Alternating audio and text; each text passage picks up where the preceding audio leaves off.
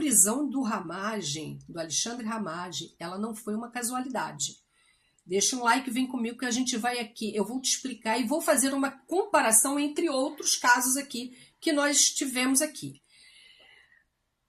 O caso envolvendo Alexandre Ramagem, assim como episódios relacionados a outros brasileiros investigados ou condenados pela participação direta ou indireta com a tentativa de ruptura institucional, ela revela aqui um padrão que ultrapassa o campo jurídico e ela alcança dimensões políticas, simbólicas e até morais.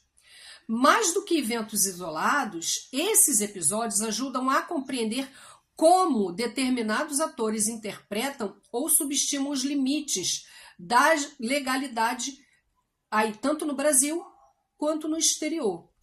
No caso específico aí do Ramagem, o que me chamou a minha atenção, foi justamente a discrepância entre versões apresentadas pela imprensa.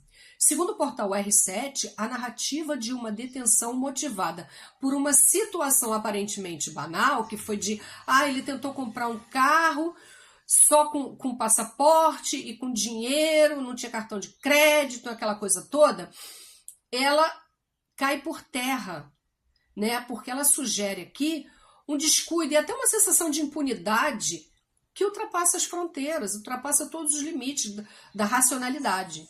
Já o G1, que é sabido trabalhar para as forças do mal, tentou hollywoodizar a narrativa de uma abordagem casual, tipo, ele estava andando na rua, veio um agente do ICE e pediu documento, moço, me dá esse documento porque a sua skin não bate com a nossa paleta de cores.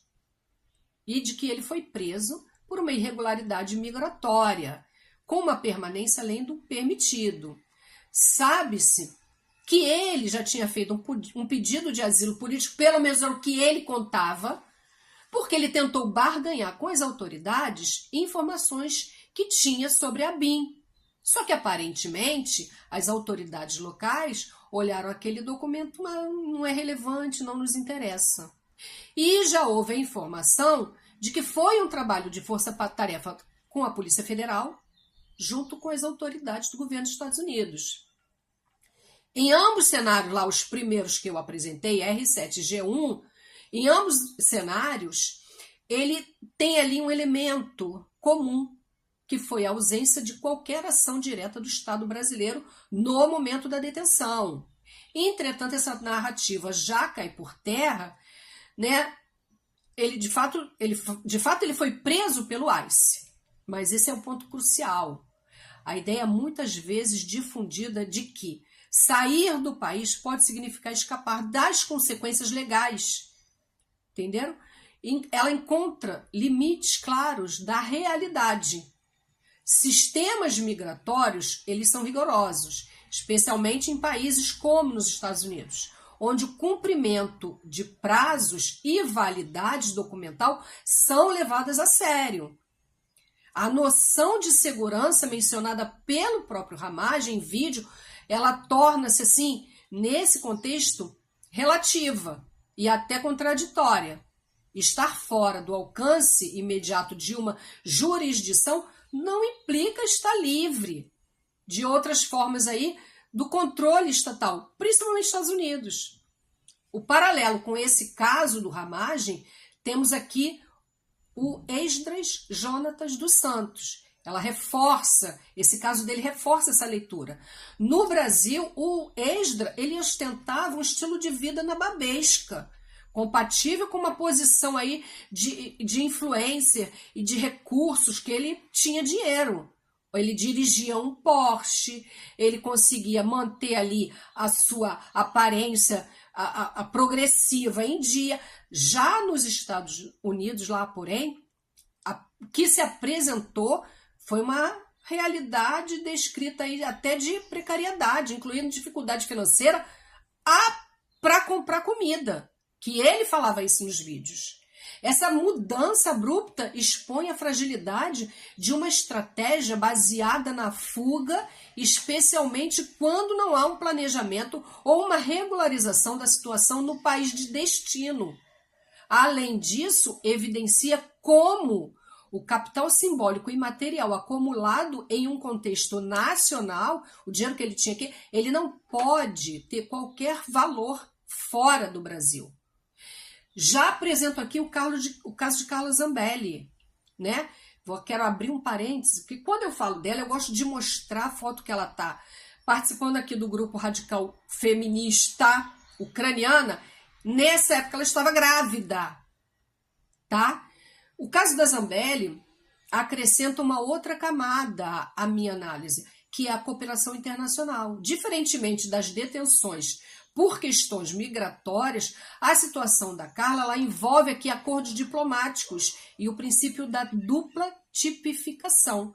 Ou seja, conduta que são consideradas crimes, tanto no Brasil quanto na Itália, ela serve para detenção. Isso demonstra que mesmo quando há uma sensação inicial de proteção em território estrangeiro, essa condição ela pode ser rapidamente revertida. Quando existem mecanismos formais da cooperação jurídica entre os estados, entenderam?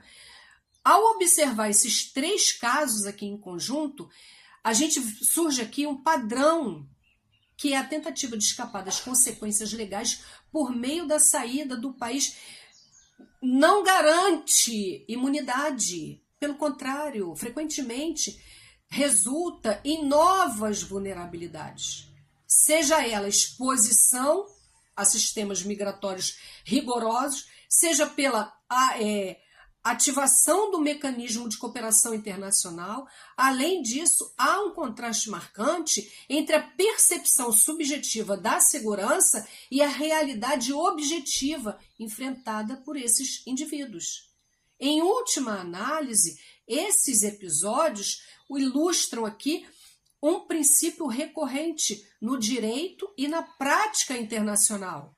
A responsabilização pode assumir diferentes formas e ocorrer aí múltiplas jurisdições. A ideia de que o crime não compensa ganha aqui uma dimensão transnacional, mostrando que as consequências podem ultrapassar fronteiras e se manifestar de maneiras inesperadas. Então, tanto Ramagem quanto Extra quanto Carla, nenhum dos 3 estavam ou estão seguros. Não existe essa ideia. Quando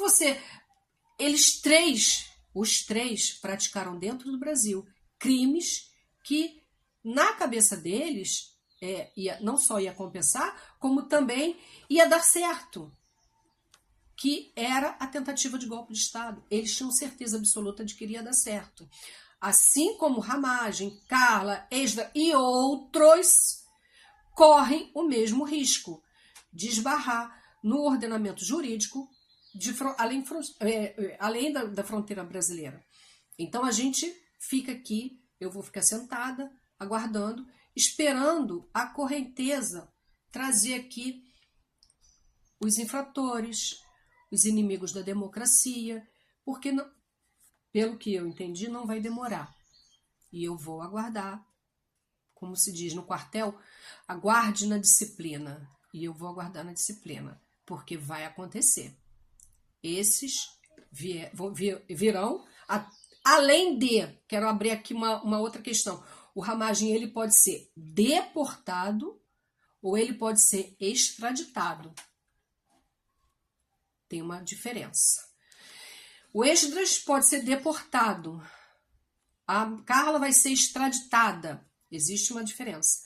Então a gente vai aguardar e eu já vou te pedir para deixar um like, fazer um comentário e assinar o sininho, apertar ali o sininho de notificações para toda vez que tiver aí um novo vídeo, a gente vai estar aqui fazendo aqui uma breve análise. Obrigada, muito obrigada para você que chegou aqui recente. Obrigada pela sua participação. É muito importante que você participe comigo e me ajude a engajar esses vídeos, fazer com que a plataforma entregue cada vez mais. Aquele abraço, fiquem bem e um bom dia para quem não foi deportado pelo ICE.